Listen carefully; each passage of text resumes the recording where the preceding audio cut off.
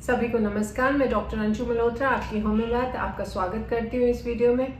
आज हम बात करेंगे एग्जाम्स और उनसे आने वाली परेशानियाँ, anxiety, tension, performance, concentration, memory, इन सब की बात करेंगे। एग्जाम टाइम सभी फेस करते हैं कभी ना कभी। एग्जाम टाइम में बहुत टेंशन, एंग्जाइटी भी हो जाती है, लेकिन इसकी पॉजिटिव साइड देखें तो ये बहुत इम्पोर्टेंट भी है ताकि हम तैयारी कर सकें फोकस होकर, और हमें ये मोटिवेटेड भी रखती है तैयारी करने के लिए और फोकस्ड रहने के लिए।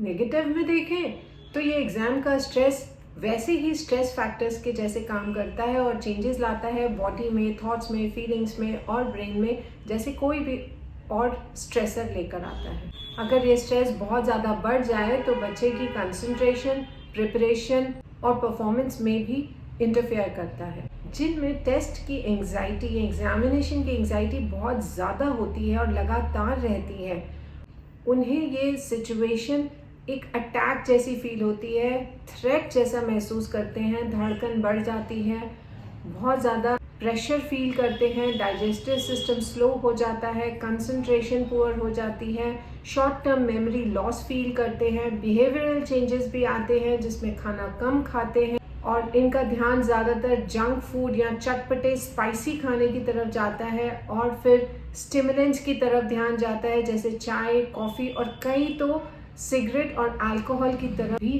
खिंचे चले जाते हैं। और इम्पॉर्टेंट बात तो ये है कि मेंटल ओवरलोड की वजह से ये डिसीजन ठीक से नहीं ले पाते। इस नेगेटिविटी में ज़्यादा देर तक होने के कारण उनकी प्रिपरेशन तो इफ़ेक्ट होती ही है, साथ ही उनके एग्ज़ाम में परफॉर्मेंस भी खराब होती है और इस वजह से अच्छी तैयारी के बावजूद एग्ज़ाम में रिजल्ट्स ठीक से नहीं आ पाते। सबसे इम्पॉर्टेंट है ये जानना एक्सेस स्ट्रेस को अवॉइड कैसे करें। क्या ऐसा करें कि ना आपको स्ट्रेस हो, सांप भी मर जाए और लाठी भी ना टूटे, रिजल्ट्स भी अच्छे आए। फर्स्ट स्टेप है, जैसे सब जानते हैं, बिना प्लानिंग के कोई जंग नहीं जीती जा सकती, इसलिए फर्स्ट स्टेप हमेशा ही प्लानिंग का रहेगा। अपना टाइम टेबल प्लान करें, एक realistic time table self study के लिए जिसमें छोटी छोटी ब्रेक्स मैंडेटरी हैं। डाउट्स को इकट्ठा बिल्कुल नहीं करना चाहिए, साथ ही साथ किसी की हेल्प से, टीचर की, क्लासमेट्स की हेल्प से डाउट साथ ही साथ क्लियर करते रहना चाहिए। थर्ड है एक्शन। जो आपने प्लान करा है, जो टाइम टेबल बनाया, उस पर एक्शन ज़रूर लें, उसी के अकॉर्डिंगली एक्ट करें, नहीं तो बड़े बड़े प्लान्स फेल हो जाते हैं।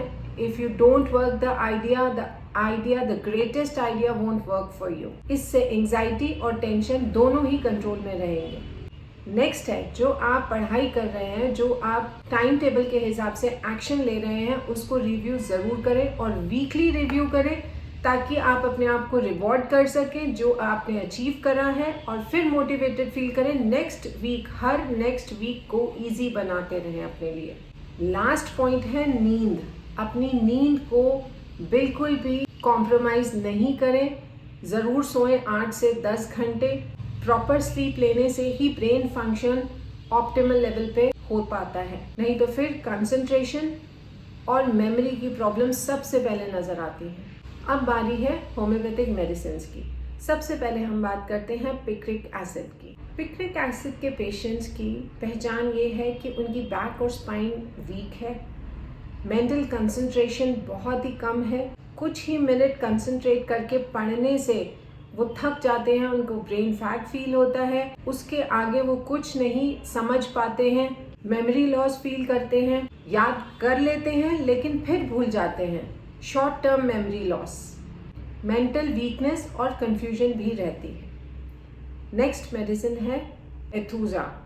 इन्हें एग्जाम से बहुत डर लगता है और ये सारा फेस पे एक्सप्रेशन उनके बहुत क्लियरली नज़र आता है।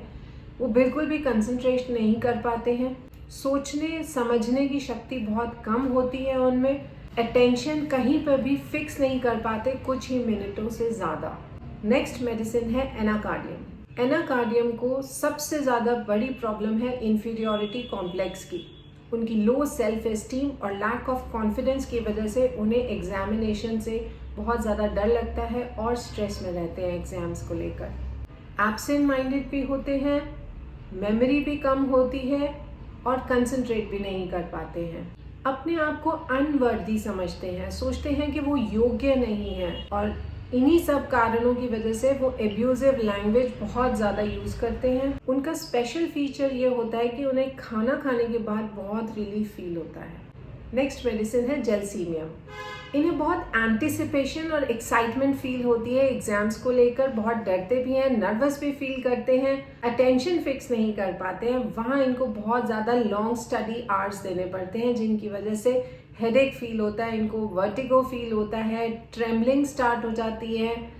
और ये मेडिसिन तब बहुत ही इफेक्टिवली काम करती है जब आप एग्जामिनेशन हॉल में एंटर करने वाले होते हैं, और जो इस एक्सपीरियंस को बार बार झेल चुके होते हैं वो पढ़ाई ही छोड़ देना चाहते हैं कि हमें एग्जाम देने पड़ते हैं, इसलिए हमें पढ़ाई ही नहीं करनी है।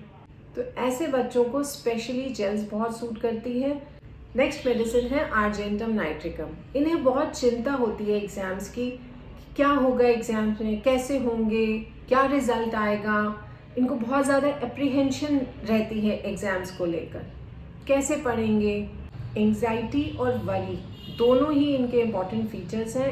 एग्जामिनेशन फंड की ये बहुत अच्छी मेडिसिन है, और एग्ज़ाम से बिल्कुल पहले इन्हें लूज मोशंस हो जाती हैं एंग्जाइटी के मारे। इन्हें मीठा खाना बहुत पसंद है, जो इन्हें बिल्कुल सूट नहीं करता, फिर लूज मोशंस हो जाते हैं मीठा खाकर। और सबसे इम्पॉर्टेंट फीचर है, इन्हें बहुत डर लगता है कहीं एग्ज़ाम देने जाते वक्त लेट ना हो जाए।